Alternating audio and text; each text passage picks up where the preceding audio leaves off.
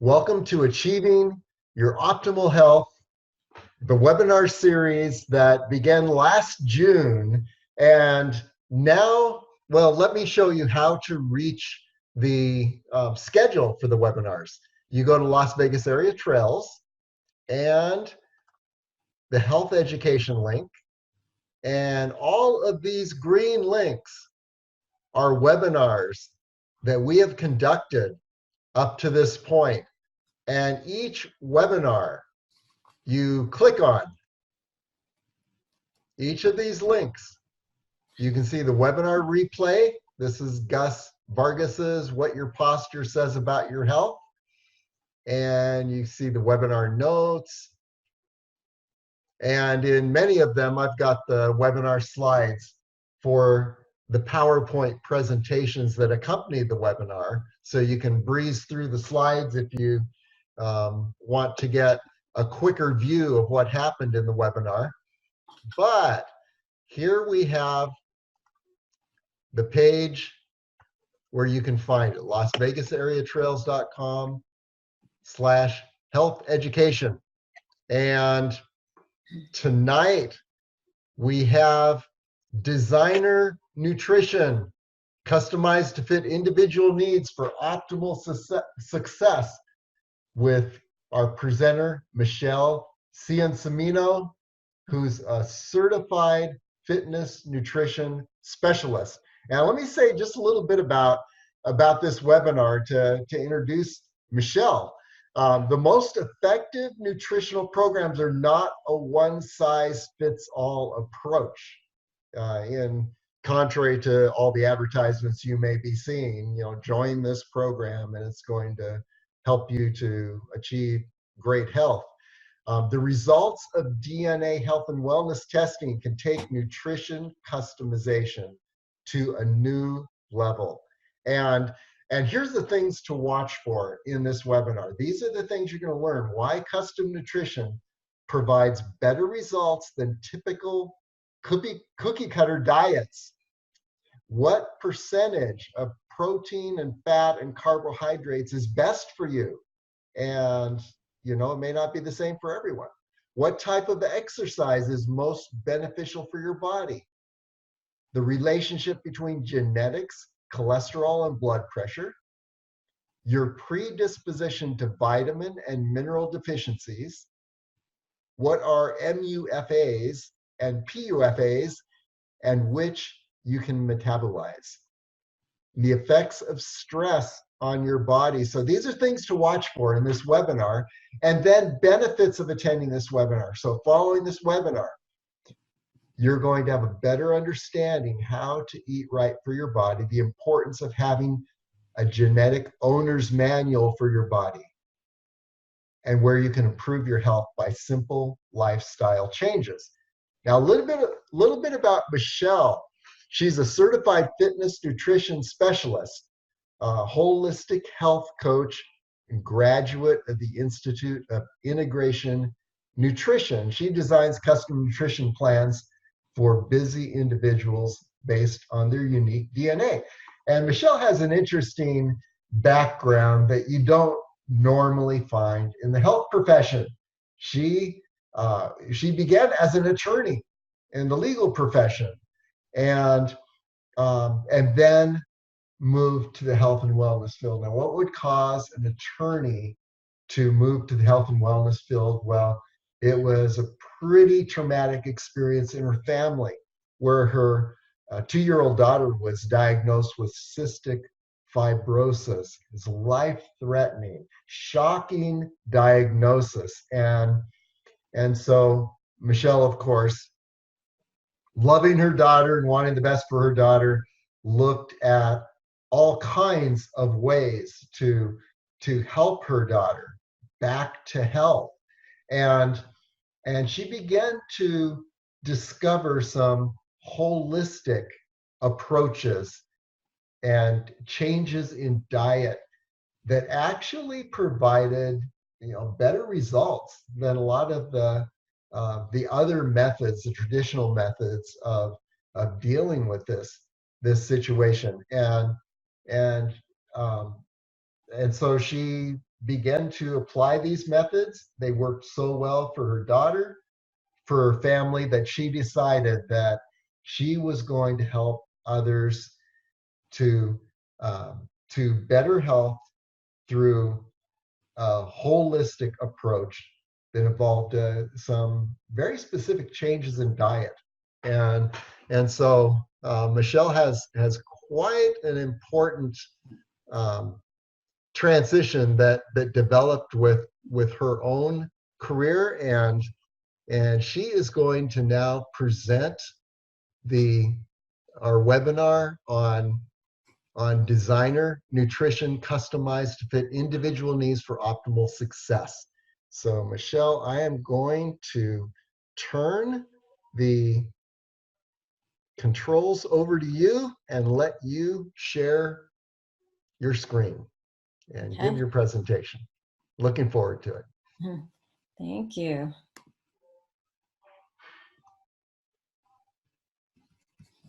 Okay. Well, thank you, David.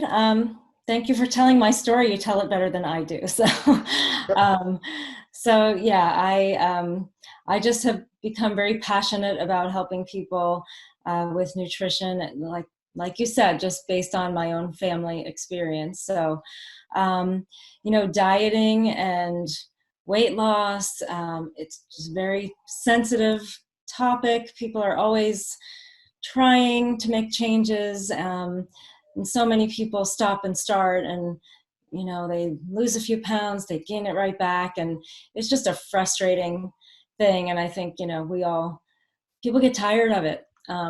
There's my little funny slide. We do get tired of hearing about everyone and their diet, and it gets to be frustrating to people. So what I do is a little bit different. You know, people are always asking me, what diet is the best for me? What should I eat? What do you think of keto? Should I be a vegetarian? Should I be a vegan? And people just don't know what to do. And my answer to what diet is best for you is it's the diet that's created for you, because you are an individual, unlike anyone else. So two people can do keto and one gets results and one doesn't. So that's because they are different people. We respond differently. So I think what most nutrition professionals do is they come up with an amount of calories that they think you need, and then they try to kind of put you into a preconceived diet idea, like a Mediterranean or a vegan diet or a keto. And like I said, you know, it doesn't necessarily work the same for every person. So what I do as a certified fitness nutrition specialist is that I determine how much protein you need based on a sliding scale, but it's the amount of protein you need to maintain or gain muscle.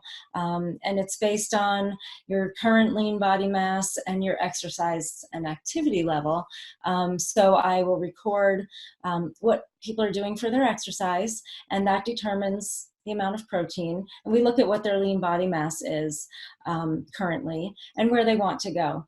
And then I meet with them. I do body composition measurements at the start, and I meet weekly with my clients to remeasure them and see what's happening with their results. I can tell what they've been doing by where their body fat is going. If someone is, if they are gaining or maintaining muscle and dropping fat, then I know that the meal plan is working. If they are gaining fat and gaining muscle, I know they've eaten too much. If they're losing both, I know that they're not getting enough protein. So, you know, I can see what's happening and make adjustments as we go along. And so the software that I use to create these programs, it's actually called the Click and Choose. I call it the Click and Choose software. And it's not about, like I said, it's not about the number on the scale, it's about the body composition. So people are kind of conditioned to look at the scale, to look at the calories, but I try to make a little shift. It's not about the calories, it's about getting the right amount of protein, fat, and carbs for your body in the right amounts, the right timing, and then not focusing on the scale as much as focusing on your lean body mass to your fat mass. So this is what a typical meal plan would look like, sort of. This is just a snapshot. What I do is I determine the amount of protein that they need, and I set it up in the software. And then the client has the ability to go into the software. They can access it from their phone or their laptop. And the beauty of it is, can you see the little drop down next to each food here? Yes. So for example, this person told me they like to start eating at 7 a.m. So I'll set up their breakfast for 7 a.m. and then I set up a meal or a snack. They're generally eating every 3 hours, whether they're hungry or not, 3 to 4 hours. So I'll set up a meal for 7, a snack at 10, lunch at 1, and so on. But the beauty of this is that if I set this up, they can eat exactly what I tell them. But if this person didn't want oatmeal, and it won't, this is just a snapshot, so it won't do it on here, but if they click on this little drop-down arrow, a huge list of other alternatives will come up for them to choose from. So if this person decides, I'm tired of oatmeal, I don't want that today, if they click on the drop-down, they'll see a lot of other options. Maybe they want toast, so they can click on toast, whichever bread they're selecting, and the system will automatically tell them how much of the bread they can have to stay within the amount of carbohydrates that I gave them. And you can see over to the right, I have columns for carbs, protein, and fat. And at the bottom, it says breakfast total. So whatever clicking and choosing and changing they want to do is all great as long as they stay within those totals. And the system keeps them pretty faithful to that, because it's set up to do that. It's set up to tell you how much of the new food you can have to stay within the macronutrient that we're changing. So a quick question, Michele. Yeah. So what you're saying is that you set this up for an individual, and it's configured based on their particular needs, so that the drop down I received might have a different time for breakfast, might have a different drop down for that accompany the oatmeal and the unsweetened almond milk. They would all be different. Well, the drop downs will have a similar selection of foods. I can hide certain foods from people. So, it depends on if they have any particular health challenges, or we're trying to avoid high blood sugar. I don't recommend anyone have fruit juice, so I usually take the fruit juice out. So yeah, I will alter that a little bit, but basically the drop down is pretty extensive, and it gives them the ability to choose from a lot of different foods. It's really just in the amounts. When they click and choose, they have different totals. So your totals might be different from someone else's, because your current lean body mass is different from someone else's. And maybe, like for example, the power lifter is going to get a lot more protein allowed in his plan than the couch potato. So that's really where the differences come in. It's just the amounts that you get, because we're trying to preserve or gain your muscle and have your body let go of the fat. So yeah, so this will, this is just a snapshot of the plan, but it gives them the options for every single food and every single meal to click and choose and change what they're having. This is called the Quick Start Plan, and this can stand alone, and it works really well. I have clients getting really great results with this plan. However, DNA has become a really big, exciting area, and so there is a lot that you can learn from DNA, and it's not just about your hair color and your eye color and your height. Here's a little plug for my website. On my website, I have a document that tells you the 7 secrets that can be revealed about your health, wellness, and longevity, fitness, based on your DNA. So it's a downloadable document. Anyone can get that. But there are so many areas. It's not just, there are so many tests like 23andMe, and a lot of those tell you about mutations that you may have, or maybe someone has a breast cancer gene, or like, for example, my daughter has cystic fibrosis. So I am a carrier of the cystic fibrosis gene, as is my husband. So, there are things like that that you can learn. But in my mind, that test is very negative in a sense. It tells you all of the things that are potentially wrong or going to go wrong in your life, but not how to fix them. What I like about the genetic testing that I'm involved with here, it's wellness testing. It gives you actionable steps that you can do to improve your health and longevity, not just wait for something bad to happen because you have this gene that's defective. So I love that, there's a lot you can learn. And as you said at the beginning, this truly is an owner's manual for your body, because your genetics are not changing. Yeah, you can use this information throughout your life to make the right choices. So, so one of the areas. Just a quick question. How do people get to that page? How do people get to that page to get your download? So my website is goodnessgirl.com, and scattered throughout, you'll see like that peach color bar that says download your free document. So it's on every page. So it's easy to find, and you can download it right there. Excellent. Thanks. Thank you. So thank you for asking. Okay, so one of the areas, and I feel like it's one of the most important areas that this genetic health and wellness test can reveal, it can reveal information about what percentage of each of the macronutrients is appropriate for you. So macronutrients are nutrients that we need in large amounts. So that includes protein, fat, and carbohydrates. And so knowing the right percentages for you, as it says there on the screen, it can help you moderate your cholesterol levels, more efficiently use your nutrition, utilize the good nutrients from your food, help you balance your blood sugar, boost your energy, control cravings. There's a lot you can accomplish in how your body feels just by eating in the right way for your body. So genetically, there are, the picture on the right, it's like a little wheel, and they call it the meal wheel. So it's a tongue twister. So they say eat to your wheel. So if that were your plate, this person gets 65% carbs, 20% protein, or 20% fat and 15% protein.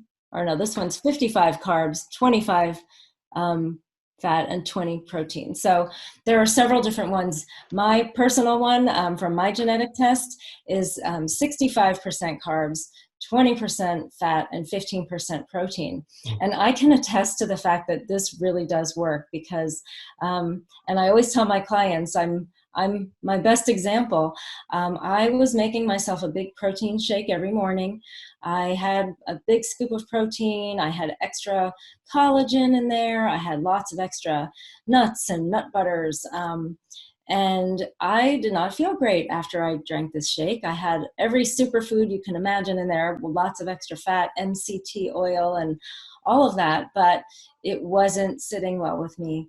When I found out what my macronutrient wheel said that I should be having, I need really the majority, not the majority, but more than 50% of my meal should come from carbs. So I changed my shake because it was obvious that I could not digest large amounts of fat and protein at one time. So I cut the scoop of protein in half. I stopped adding extra fats. If I do, it's like 3 walnuts or something. It's not very much. And I'm focusing more on low sugar fruits like berries, even a couple of spoonfuls of gluten-free oats just to increase the carbohydrates in my meal.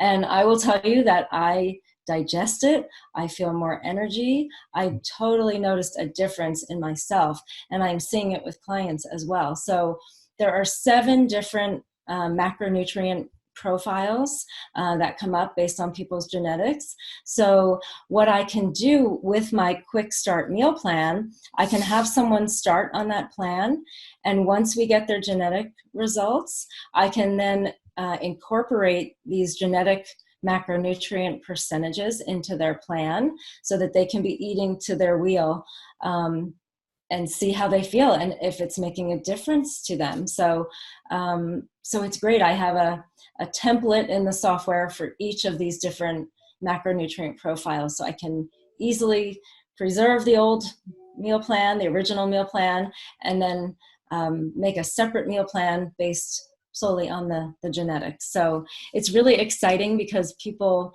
really do see a difference and really do see results. So so I love that. It's just a sort of new way of dealing with it because it deals with you as the individual. And I think a lot of people are so into keto right now. It seems like I feel like every decade, people fear one of these macronutrients rather. In the 80s, it was fat. Everything had to be fat-free and low-fat. Every company was making products that were fat-free, but fat is good for you. And these macronutrients are meant to work together as a team. They are each part of a balanced diet. Now people fear carbohydrates, and they are a source of energy for your body. So here's a little bit more about the science. They are one of the best energy sources. And again, we're not talking about wow, you get 65% carbs, you should sit down and eat a plate of potatoes for dinner or a bag of potato chips. We're talking about complex carbohydrates, which take longer for your body to break down. So things like whole grains, brown rice, fruits with the skins, beans, just, real whole foods that are more complex carbs. So, so that's just a little more about the science there. As far as the genetics, there are 2 different genes that are used to look at how carbs and genetics interact. And I'm not a geneticist, so this gets really hairy and complicated. So I just put a basic slide on there. This gene that they're referencing has to do with cholesterol and cardiac health. And the other gene codes for an enzyme that helps break down certain proteins. And some people are more efficient at that based on a particular gene. So, just to keep it basic, different genes code for different things. And people have, different reactions to different foods, and their body reacts differently to different foods. It may improve someone's cholesterol for someone to eat a certain way, and the next person it doesn't have an effect at all, and it's all genetic. This slide shows, so those double letters there that are circled at the top, the G, G, and CC, those are genotypes. So there's a lot of different genotypes, but looking again at this, someone with the GG genotype would have an increase in bad cholesterol, your LDL, in response to eating more carbs. So that person's genetic macronutrient wheel might show the lowest percentage of carbs.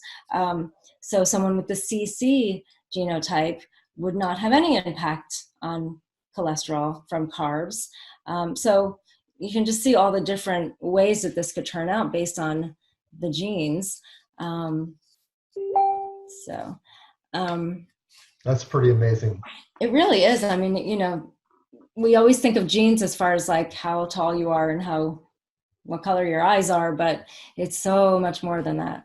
Well, it also shows that when you find a popular diet and you think, oh, this is what I need to do because everyone's talking about it, it may be exactly the opposite of what you need, which is Mm-hmm.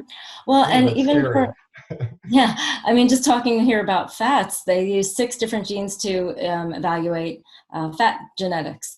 And again, fats, people are not fearing fats this decade, they're fearing carbs, but people doing keto are all about fats. And Mhm. there are healthy fats. But what if someone's doing keto and not getting results? Could it be that keto is not right for that person? Or could it be that they're consuming the wrong type of fat for their body? Mm. Maybe their results would be better if they knew which fats their body could metabolize. So that is one of the things that we can learn here. And again, this is the sciencey slide with all of the different genes and what they're controlling. So there's one that controls fat metabolism and insulin. One is related to your metabolism of polyunsaturated fats. So we can determine, this is my favorite topic, MUFAs and PUFAs. So we know that saturated fat in general, is the one we don't want to have so much of, affects our heart health. But unsaturated fats like monounsaturated and polyunsaturated fats are healthy. All of our cells are covered in a layer of fat, of phospholipid bilayer. So we need fat because we're constantly building new cells. So we need fats in our diet to do that. But like I said, what if you're consuming the wrong fats for your body? One of the areas that the genetic health and wellness test can reveal information about is how you can metabolize mono and polyunsaturated fats. I've had a lot of clients who cannot metabolize MUFAs. That seems to be coming up an awful lot lately, and our culture is really focused on those. Those are things like almonds and olive oil and avocado, and I was eating those every day. For me, I think it was more of a digestive issue, but for some people, um, I actually see it in the report. The report will say consumption of monounsaturated fats could tend to put weight on you or make it difficult for you to lose weight because your body does not metabolize them efficiently. And if your body can't metabolize them efficiently, it has to do something with them, so it turns them into fat.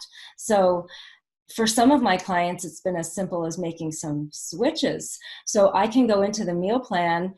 If they can't metabolize MUFAs, I'm going to hide those, and I'm going to give them all polyunsaturated choices so that they can get off a plateau or their results can improve. Mm. But this is a really important piece, because knowing if you want to do keto and you think keto is great, that's awesome. But maybe knowing the type of fat that's appropriate for you is going to help you get even better results in your keto, if that's what you want to do. I'm not a big fan of eliminating any whole food groups from the diet at all, but if somebody is attached to the keto idea, this still can help you learn what's appropriate for your body. So the idea is if somebody's doing everything right and they're not getting any results, it may be this may be the answer. Yeah, I mean, I had one client who ate at least half an avocado every day, and her genetics came back showing that these monos tend to put weight on you. Wow. So, she was kind of sad that she was going to give it up. But I said, this doesn't mean, and this result doesn't mean that you can never, ever have this again. What I kind of coach people to do is if you're going to go out and have a salad, don't have the salad with almonds and avocados and olive oil. Maybe you're going to just have one of those things. Maybe you'll have hazelnuts or walnut oil, or not loading so many monos in one meal, and maybe not eating avocado every day. Maybe you eat it a couple of times a week. So it's not about having to give it up. While you're kind of on your weight loss journey, maybe you take a break for a time, but it's not about having to give it up completely. It's just about learning not to overload at one meal. So yeah, instead of a salad of olive oil, almonds, and avocados, maybe walnut oil, hazelnuts, and half the avocado. So just making little switches like that. So here again are some genetic genotypes and what they would reveal. So this person with the double A genotype would have a reduced ability to feel full, like people who eat and can't get satisfied. Someone with the AT genotype partially has an ability to feel full, and TT would have a normal feeling of fullness. And on the bottom, there's someone with AA would have an increased ability to manage weight by increasing PUFAs. So some people need more polyunsaturated fats than average. So I will kind of incorporate some of those things into the meal plan as well. I have one client that I'm working with who has that come up. So I'm getting him to incorporate a lot more of those PUFAs into his diet and avoiding the monounsaturated fat, which he can't metabolize. So going on, so there are so many different genotypes that they look at. Here's some more information, the impact of fat consumption on cholesterol. The person with the double A genotype has no impact of consuming PUFAs, no impact on cholesterol. GA, lower levels of bad cholesterol in response to eating PUFAs. So you can see it's kind of all over the place. People based on these genotypes will have different responses to different foods. You know, a lot of people now, we're so focused on our weight. And we think, okay, the whole purpose of diet is weight, but I'm wondering if getting the right diet could also affect your energy level, if it could affect your immunity and your mental focus. I mean, there are so many things that maybe if someone isn't overweight, they still need to tweak their diet because maybe they have energy issues, maybe they have immunity issues, or mental focus. Yeah. And again, using myself as the example, I was not trying to lose weight, but I thought I was consuming a very healthy shake and I was not feeling good after I drank it. So yes, for me, I'm that person who had to make some adjustments for my energy and for my digestion. You know, so when we talk about using this test to optimize your nutrition and ultimately your health and longevity, yeah, it's for everyone. Everyone could benefit from having this information about their body. So, you know, here's more genetics. The CC genotype, increase in weight gain from saturated fat. CT, no known impact of saturated fats on weight. So depending on your genotype, you know, maybe you have a little more leeway with the saturated fats if you are the CT type. So another really interesting area that the test looks at is micronutrients. So micronutrients are elements that we require in smaller quantities. So macros are what we need to eat large amounts of. Micronutrients are your vitamins and minerals. So now I want to just be clear about the test itself. The test is just a swab inside your cheek.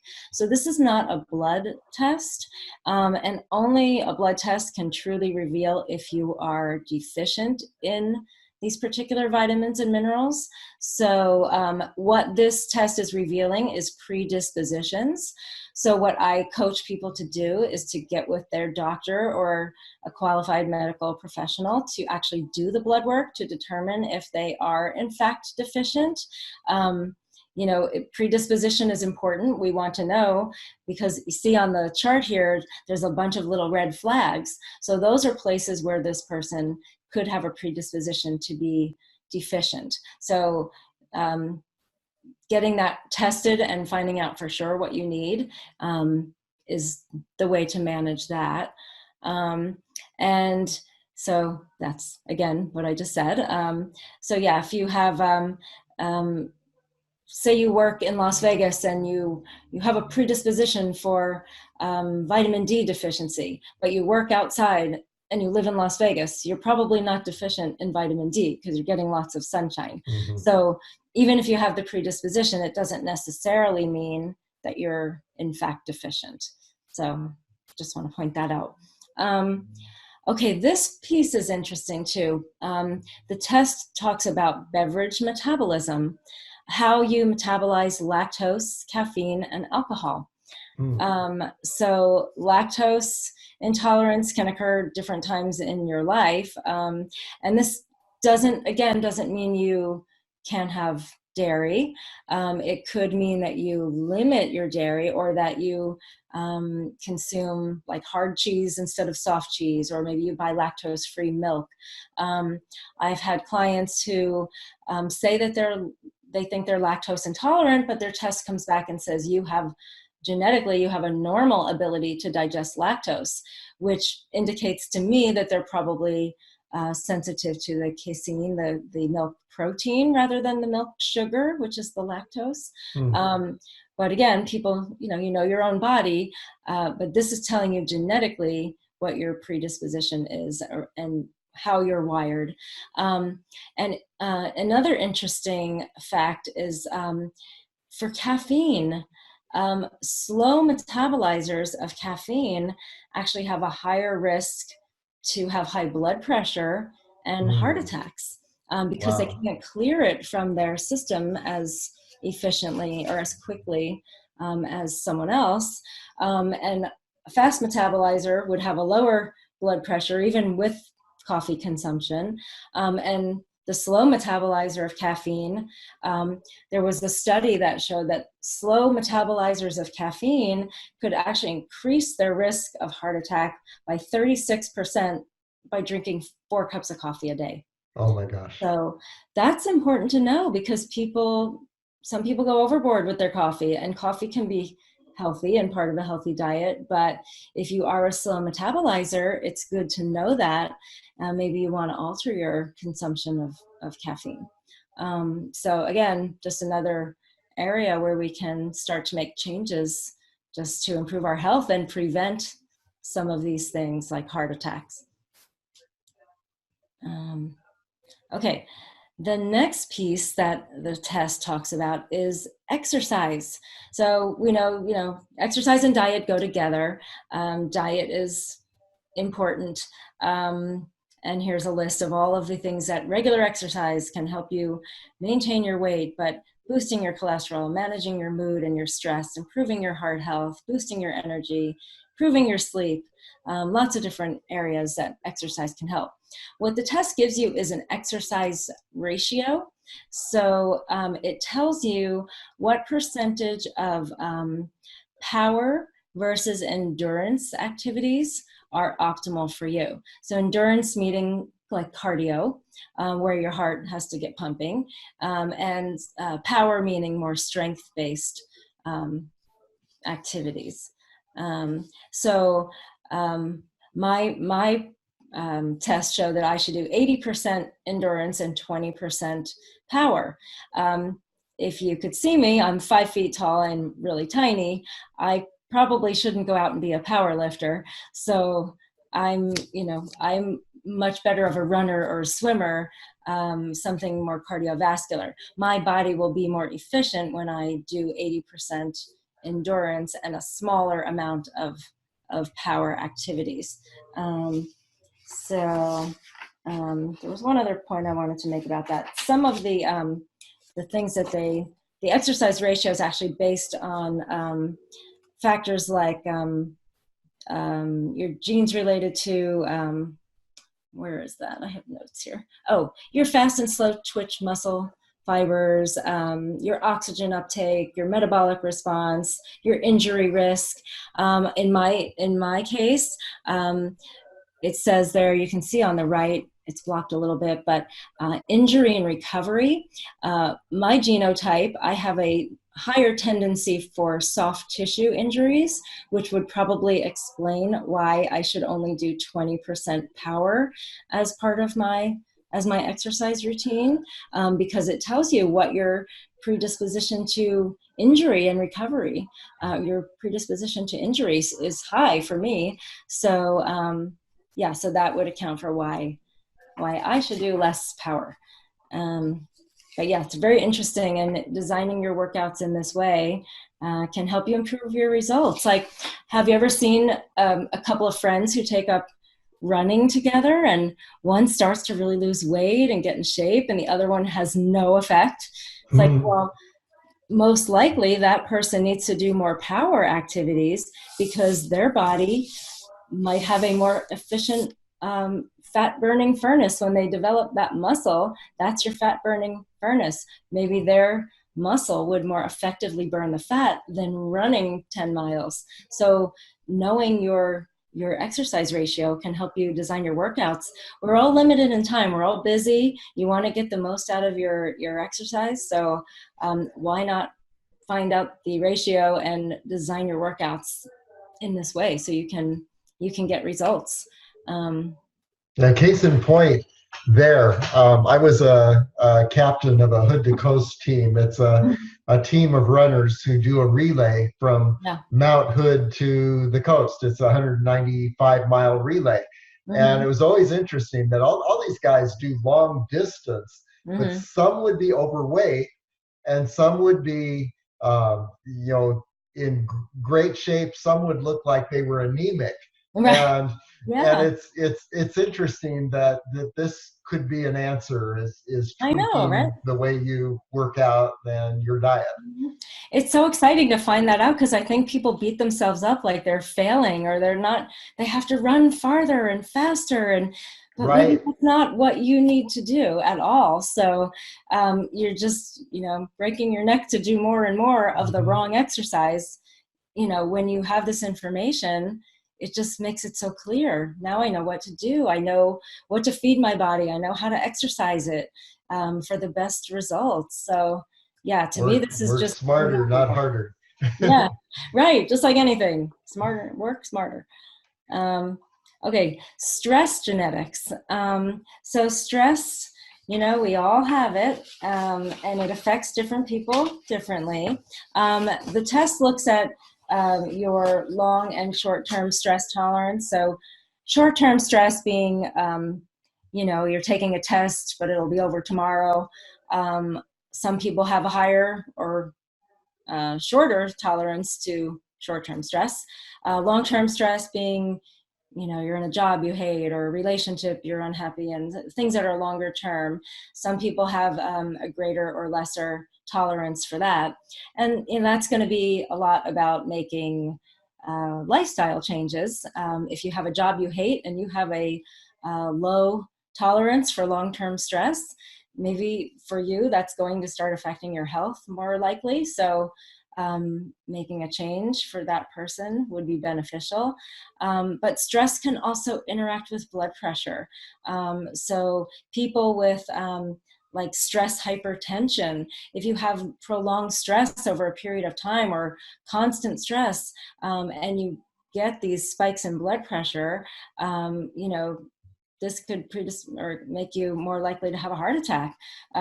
So when you hear about people who are stressed and have a heart attack, that doesn't happen to everyone, but someone who's genetically programmed to have an issue with that type of stress could have that as a result. So, we want to take care of our heart health and, know what our stress tolerance is so that we can manage it.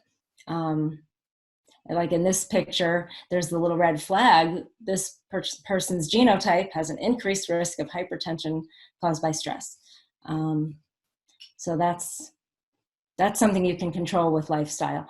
Cholesterol and blood pressure. So those are both, there are genetic differences that affect people. Your cholesterol can be affected by consuming more or less carbs. So the test looks at those differences between carb consumption, the effects on blood pressure, your response to a low sodium diet. Some people are more likely to improve their blood pressure by consuming a low sodium diet. Some people, it has no effect. So if I had a client who has high blood pressure that runs in his family, and his test showed that a low sodium diet could effectively lower his blood pressure. So that was someplace with him that I needed to focus and, focus on lower sodium foods and reading labels and things like that. Because for him, it did have an effect. For someone else, it might not have as much of an impact. So, and then cholesterol, you know, with your carbohydrate consumption, some people can have an improvement in their HDL or no effect at all, like those previous slides had showed. So again, talks a little more about cholesterol, kind of the similar information.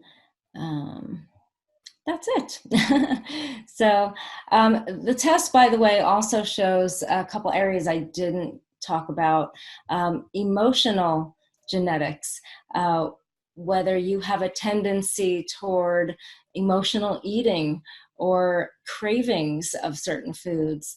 You know, those are more behavioral things, like where we need to focus on coping skills. I know a lot of women especially, and some guys too, eat emotionally or under stress, and they beat themselves up about it. But you could be genetically wired to do that. So it kind of gives them a little relief, like it's not completely my fault, I'm wired this way. But then we talk about, you know, how can we fix that? Like how can you cope with that, since you are that person who has that tendency genetically? Like, what can we do to change that? So that's more about coping skills. But so the emotional side is in the report as well. So it's really an interesting science, and I think more and more is going to come out, and the tests will start looking at more and more as far as nutrition and genetics. So it's an exciting time. Well, very good. Wow, this is really fascinating. And I noticed that we have participants here, and they're not showing up on the screen. So let's see if I can bring them up on the screen. That's interesting.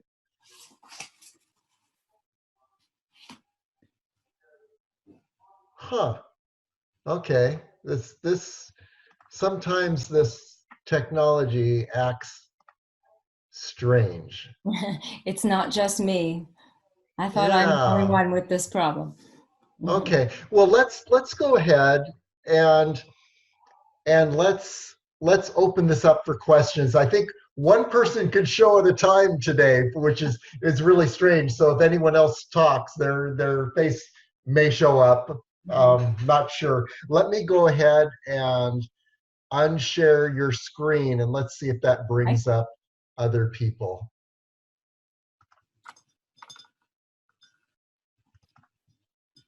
Okay. I'm still not seeing other people. So I have a question, Michelle. It's Annie. Hi. Okay.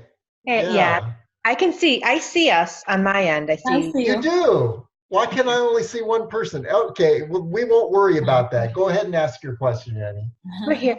So Michelle, can you scroll back to the meal plan one, the meal plan chart where you had that was really.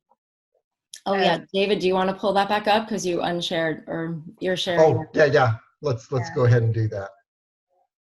Because I love options. I'm a big fan of options. So I like that you had it, that your system allows for modification in the moment for the meals. Right. Oh, it's not letting me go back. Oh, here we go. Okay, hold on. Yeah, and this is full screen here. So will this system calculate for a whole day, a whole week? What are the limitations of this particular program that you have? Okay, there we go. I'm sorry, can you say that last part again? Will so I see that it calculates, I'm assuming it calculates for the whole day, or is it just per meal? Yeah, no, it calculates the whole plan. So what I do is I figure out what the person's exercise routine is, and based on the number of hours they're working out per week and what they're doing, the system helps me calculate the amount of protein that person needs. Because, you know, when you're doing a lot of strength training, you're going to need more protein because we want to maintain or gain muscle, want you to maintain or gain muscle. So so that's going to be more important for them. If you're not doing any exercise, which, you know, I'm not a personal trainer, and of course I promote exercise, but not everyone's doing it. So if they're not doing exercise, they're going to get a much lower amount of protein throughout the plan. So the meals themselves, I then also feed them or provide them with carbs, 1 gram of carbohydrates per pound of total body weight if they are not obese. Or I give them 1 gram of carbohydrates per pound of lean body mass if they are obese. If they're obese, I don't want to feed carbs to their fat mass. I just want to feed the carbs to their lean body mass. So that's where those two on the top, on the right top, the third and fourth thing, grams of carbs per total body weight would be for someone who's not obese, and grams of carbs per pound of lean mass is for someone who is obese. And then the amount of protein, which is the second entry there, is just based on your exercise and activity. And then under each meal, I only have breakfast showing in this one, but under each meal you see a total of carbs, protein, and fat. So when you click on these drop downs, you can change all these foods if you want to. You can get your protein from Greek yogurt, or there's so many choices within the software. And then the system just automatically tells you how much of that food to eat to stay close to your totals that I gave you for that meal. So it's great because people can take it on the go. They can look at it on their phone. They can plan ahead. I teach people to do some meal prepping so that they can be prepared for the week. You can set up your whole plan for the week and have something different every day and just get it all ready on a Sunday so that you're not stressed by it throughout the week. Yeah, it's very easy to use and very effective. And I also think because some plans, like if you go to Nutrisystem or something and you pick up all this packaged food, it doesn't really teach you how to live in the real world. You need to learn to cook and manage your foods with what you have. You've got to buy your vegetables, learning how to prepare those things for yourself is going to make you successful after you're finished with the plan. Whereas buying packaged food, you tend to fall off and gain it all back when you're done. So, yeah. Okay, other questions? So on average, how long do people stay on the plan, with you? And yeah, generally, I work with people for like 6 to 10 weeks. If they want to then go on and do individual sessions beyond that, depends how much weight they're trying to lose. If they want to continue on, we can continue on. Some people feel empowered by the end of 10 weeks and they maybe just want to continue using the software, which I can arrange for them. So if they want to go on their own, maybe they just come in and see me once a month for just a measurement check and keeps them accountable, and they know where they stand every month, and then they can continue to utilize the software. Yeah. And have you kind of correlated, when people say, well, I'm pre-diabetic, is there something that you'll see in their DNA testing that says, well, this is why? Or is it mainly due to the foods that we eat and how we know it can be reversed? Yeah, I think it's more the latter. I think, it's about people's diets in general. There's nothing so far in the test that says this person has a tendency to be pre-diabetic, because I think that is so diet driven. But there are predispositions around blood pressure and blood sugar. But yeah, when I see that, it's usually the way someone's eating. I think it would be more of a correlation, as you spoke about, like the HDL and the LDL. And I think that would be if someone said, yes, I have a high cholesterol, yet I don't want to take statins, so let me do something like this. Or my LDL particles are very small and I have more prone to, whereas I could see this being a very, very, very helpful Yeah. situation. Yeah, no, it's really effective. And, you know, I can work with each person individually. I have someone who has had a kidney issue, and his doctor requires that he only eat a small amount of protein. So I work the whole plan to, you know, I said you have to have your doctor's approval, but I can, you know, I can formulate the plan and you can run it by him and make sure he's okay with it. He said, no, my doctor just said I need X amount of protein. And so that's what I gave him. So he's, you know, he's very much plant-based, small amounts of protein. So, but it works, you know, and he's also had pre-diabetic issues as well. So, you know, I'm just watching what he's choosing and trying to coach him to make the best choices. Much by the same token, if someone is a vegan and that's what they've been, you know, forever, I guess you would tailor the plans for them there. I've worked with some vegans, so I do have a vegan plan. The biggest challenge with vegans is getting enough protein. I don't want to just have somebody eating tofu all day long. So we have to incorporate some either bars that are lower sugar or pre-made protein shakes, or I will actually give them a recipe.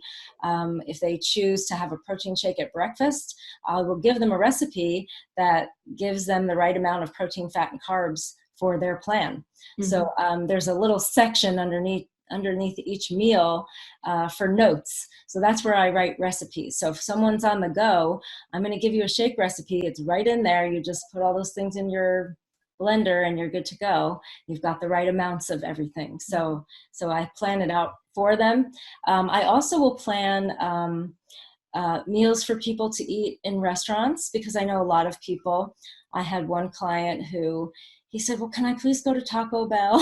And I said, well, could I get you maybe to do Chipotle, because it's a little bit healthier? So Chipotle actually has a meal calculator on their website. And a lot of restaurants now have their nutritional information on the website. So you can plan ahead.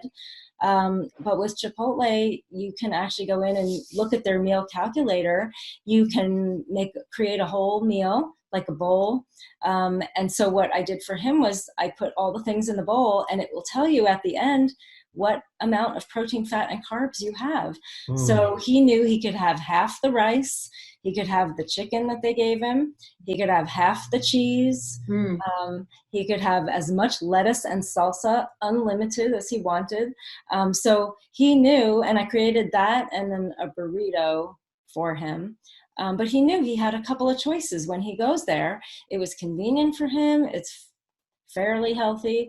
It's better than some things that you could stop off for in the fast food category.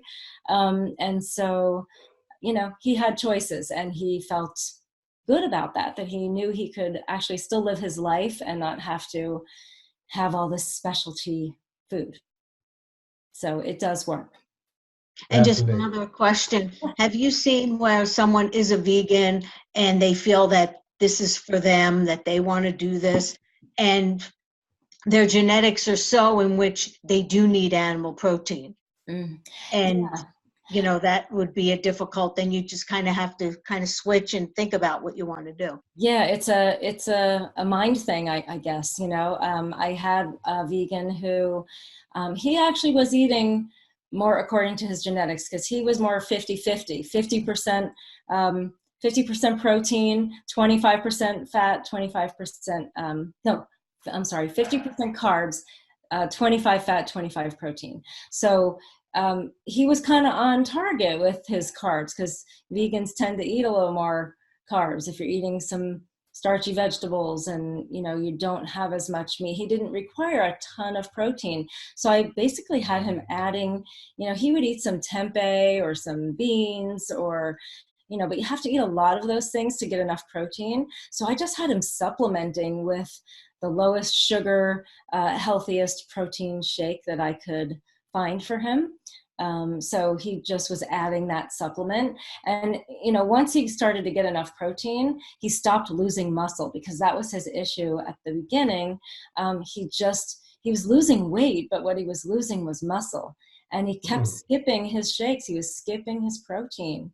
So I said to him, you know, you can lose weight, but you're going to look kind of emaciated because you're not you're not really gaining or maintaining your muscle. That's not what you want to lose. So it can be a challenge to find enough protein, but yeah, no, I can work with vegans, but it's, it doesn't, the test doesn't say you need animal protein. It just says protein. So if someone's choosing to be vegan, we just have to work around what they will have.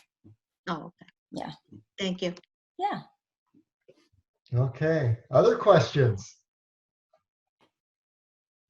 Okay, Michele, what an amazing, fantastic, enlightening webinar that you've given us. And I have just one question. I'd like to kind of end where your journey began. And I'm a little curious, how did diet affect your daughter? Oh, well, we've discovered a lot of different things over the years that I've been working on this, but initially, back when I first became interested, it was a lot about sugar and, just eating more whole foods and starting to read labels and avoiding food dyes, just eating cleaner. So like food dyes and excess sugar and hidden sugar in foods, I started to learn about how much sugar we were actually eating just in our packaged food. It's hidden everywhere, and it goes by many different names. So, you have to be aware, and especially with kids, people say, oh, that doesn't make kids hyper. And I say it does, because it was very different when we eliminated that. Just calmer kids, better thinkers, better focus.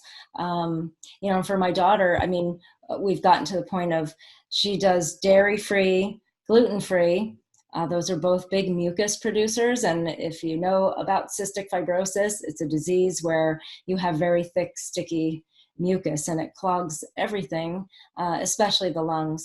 So for her, dairy-free, gluten-free, and actually we've discovered grain-free, because grains, in her case, spike her blood sugar and also contribute to her coughing. So it's kind of just getting to know your own body, but it's just been little discoveries along the way. So this is really affecting her cystic fibrosis then?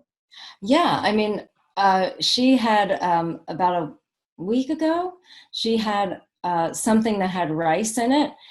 She immediately, within a couple of hours, started coughing. The next morning, woke up, terrible cough, ended up with a sinus infection. She said to me, I think it was all triggered by that rice that I had. So it's crazy, but it actually can happen. You wouldn't think that, but yeah, she's just highly sensitive to it. So for her, she's got to avoid it. So we have a particular, she has the same genetics as I do, with the 65% carbs, 20% fat, and 15% protein. So her carbs, it's lots of starchy vegetables, sweet potatoes, leafy greens, and then for her, she'll do like a small amount of chicken or fish. She doesn't really eat a lot of meat, but a small portion, which, just 15% of the meal. It doesn't have to be much, but she requires some. So we just balance her meal that way. But there's just no grains and no rice, no grains, no dairy, no gluten. And is she also on a medical program with pharmaceuticals involved, or is she totally holistic? No, I wish I could say she's totally holistic. CF is a disease where, if you develop too much mucus and you can't clear it, you can get lung infections. So there are times where she has to be on IV antibiotics. But, we're always doing cleansing, and, I use a lot of essential oils to help, cleanse her filtering organs, and, we use a lot of cilantro to help with that, because I know those IV antibiotics have some not so great things in them. So, but it happens. So for me, it's been about finding a balance because I know she needs some of those drugs can save your life. But at the same time, you know, I do the things I can do to support her with her diet, lots of probiotics, lots of the right foods, lots of green juices, lots of cleansing of the, you know, trying to keep those kidneys and her liver filtering properly. And yeah, so. Okay, so she doesn't get in a position as often that would require the antibiotics. She's And pretty healthy in general. yeah, that I think is really instructive, because there are people that go all the way one way and they say we're going to just be holistic, and there are other people that think holistic is evil and it's and you're being abusive to your child. And it sounds like you worked out a real balance that's very smart. You know what's funny is that she belongs to some cystic fibrosis like Facebook groups, and it's amazing to me how little people know. People post things like, "Oh, hey, I'm in the hospital again, and so brought me Kentucky Fried Chicken and a big soda," and it's like, you know, you're gonna stay in the hospital. You know, like they don't correlate the diet to what's happening to them. And I said to her, you know, you need to get on there. She doesn't want to preach to people, but, you know, she has knowledge. So I try to kind of push her to comment so that people will know. See, I think there's a whole nother factor working here too. And that factor is that you have taken responsibility and not given it away. And you're teaching your daughter to take responsibility for her own health and not manage herself externally. And I think that is almost as powerful a lesson as all the solutions that you have discovered, because you made that choice, that you weren't just going to put yourself in the hands of others, but you're going to take responsibility. Right. Yeah, this is, you know, you wonder why certain experiences come into your life and what am I supposed to learn from this? And, you know, I wouldn't wish this disease on anybody, but I in some way understand why it's in my life, because, you know, she and I are supposed to have some kind of an impact and maybe help some people who are lacking the knowledge, you know, about food and disease, and, you know, all of these things that I'm doing and she's doing, you know, can only help people to learn. So yeah, I think we're just kind of teachers now. So good. My website is goodnessgirl.com. My email is michelle@goodnessgirl.com, and it's Michelle with one L. And my number is right there at the top. So very good. Michelle, yeah. Oh. Do you have Facebook or Instagram? Yes. On Facebook, I'm the Goodness Girl, at the Goodness Girl. Instagram, Goodness Girl 1. Here on your webinar replay page, at the bottom, we'll have your information. I'll add your phone number to it, and everyone will have that contact information. Great. Okay.